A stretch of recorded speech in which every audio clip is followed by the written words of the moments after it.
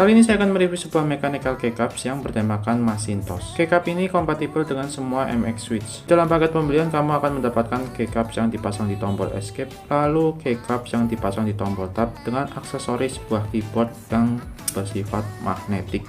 Terakhir kamu akan mendapatkan beberapa gambar transparan yang bisa digunakan untuk mengganti gambar di keycap escape yang caranya cukup mudah, kamu tinggal melepas bagian depan dengan sistem magnetik. Lepaskan bagian keycaps yang ingin diganti dengan menggunakan keycaps puller.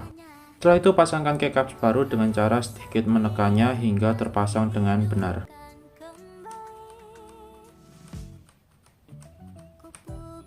Lakukan cara yang sama untuk memasang keycaps bagian tabs.